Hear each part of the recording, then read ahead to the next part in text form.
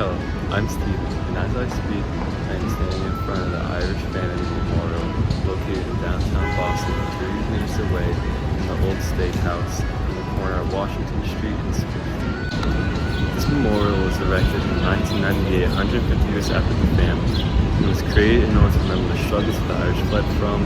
About 1 million died from hunger, and another 2 million fled to America seeking refuge, 37,000 of those landing right here in Boston.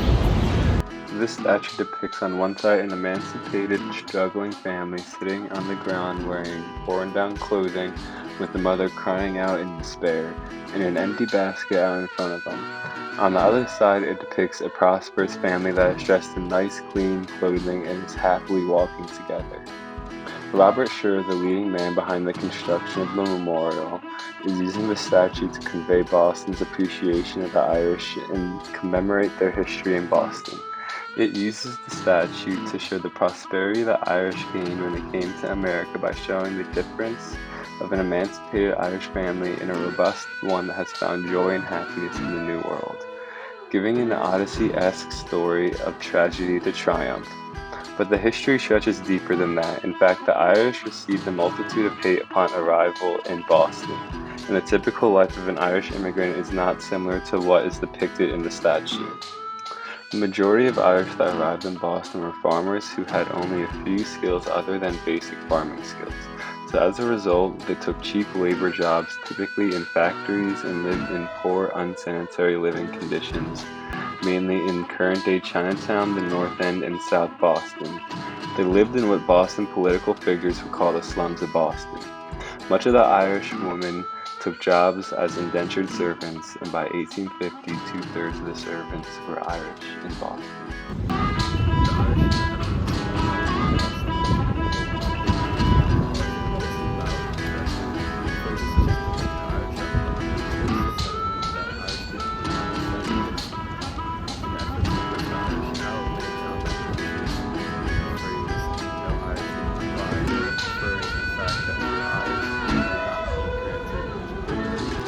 Some Americans, not only Bostonians, felt threatened by the Irish, seeing them as religious and political threats.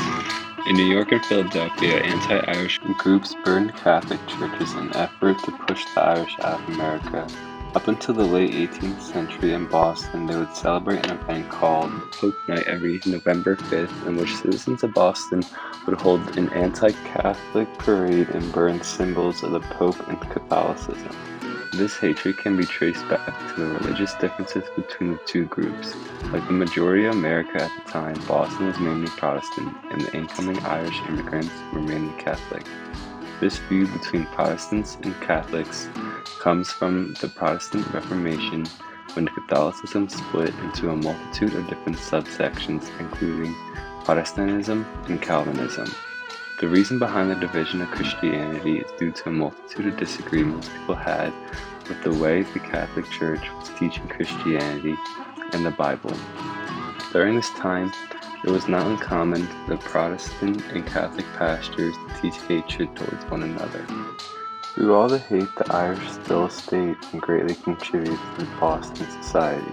Many Irish construction workers helped build many aspects of Boston, including the South Cove, Back Bay, and the T system that runs throughout the city today. 1884, Boston welcomed its first Catholic Irish mayor, Hugh O'Brien. He emigrated from Ireland in the 1930s and worked as an alderman from 1875 until he was elected mayor. The Irish population had such a big impact on Boston that the professional basketball team named themselves the Boston Celtics, referring to the Irish presence in the city.